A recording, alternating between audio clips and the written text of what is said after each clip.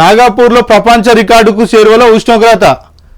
ఎండల తీవ్రతకు హన్మకొండ జిల్లాలో చెట్ల కింద సేదతీరుతున్న గొర్రె కాపర్లు.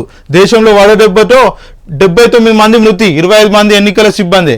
ఉత్తరాదికి 3 రోజులు భారీ వర్షాలు, ఢిల్లీ పరిసరాల్లో ధూళి తుపాన్. ఐఎండీ హెచ్చరిక జాతీయ విపత్తుగా ప్రకటించండి రాజస్థాన్ హైకోర్టు. 47.1 డిగ్రీలు మంచాల పెద్దపల్లి జిల్లాలో నమోదు.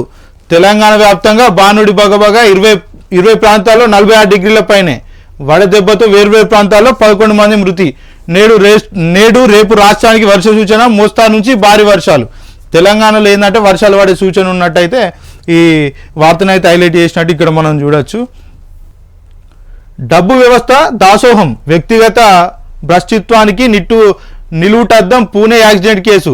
2 ప్రాణాలను బలిగొన్న నిందితుడికి గులములుగా మారిన రాజకీయ నాయకులు, పోలీసులు, వైద్య నిపుణులు. అడుగడుగున కేసు నీరుగార్చేందుకు తీవ్ర ప్రయత్నాలు. పూణే పోలీస్ కమిషనర్కు deputy CM Ajit Pawar phone. ఈ కేసులో చూస్తున్నట్టు పోవాలంటూ సలహా. ఏసీపీ కుర్చీలో కూర్చోబెట్టి నిందితుడికి పోలీసుల మర్యాదలు. రక్త నమూనా మార్చేసి తప్పుడు నివేదిక ఇచ్చిన వైద్యులు.